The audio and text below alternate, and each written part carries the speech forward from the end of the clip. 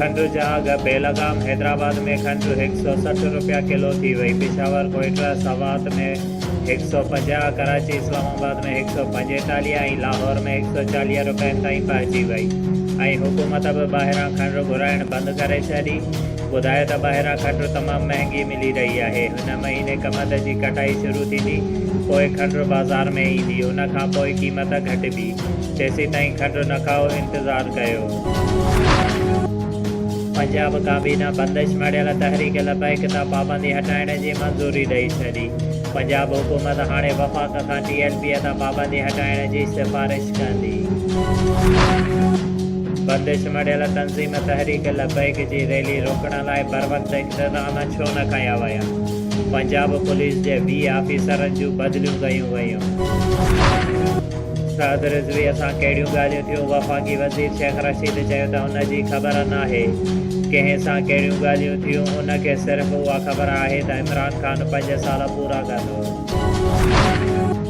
Opposition leader सां हथ मिलाइण या तस्लीम करणो पवंदो त करप्शन का ख़राब ॻाल्हि नाहे।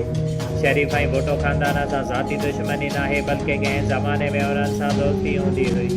वज़ीर आज़म इमरान ख़ान जो तक़रीब खे ख़िताब न चयो त बरतानिया में कंहिं सियासतदान सिर्फ़ु करप्शन जो इल्ज़ाम ई लॻे वञे त को बि उनखे टीवीअ ते नाहे घुराईंदो। उनजी मजाल ई नाहे थींदी त पार्लियामेंट में अची वञी सघे। वज़ीर आज़म ख़बरदार करे छॾियो। हुन चयो त मुल्क में पेट्रोल जूं क़ीमतूं वधाइणियूं पवंदियूं। पेट्रोल दरामद करण वारनि मुल्कनि में पाकिस्तान उहो वाहिद मुल्क आहे जिते पेट्रोल सभ खां सस्तो आहे।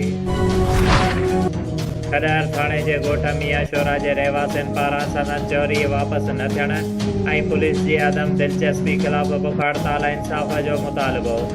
खॾर थाणे जी हद में वाक़िअ ॻोठ मियां शोरा जे रहवासियुनि पीर मज़हर, पीर नासिर, पीर इफ़्तिख़ार, पीर इसाम ऐं ॿियनि नवाबशाह प्रेस क्लब ॿाहिरां चौथे ॾींहुं बि सनद चोरी थियल बकरियुनि जी वापसी न थियण ख़िलाफ़ बुख हड़ताल कैंप क़ाइमु करे छॾी।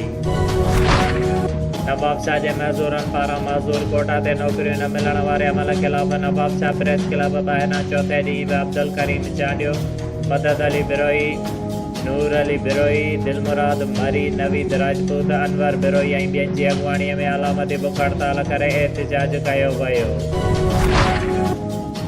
जश्न ईद मिलाद नबी सल्लल्लाहु अलैहि वसल्लम जे सिलसिले में Muntaha Arshad medical public school Nawabshah पारां महफ़िल मिलाद सल्लल्लाहु अलैहि वसल्लम मुनक़िद कई वई।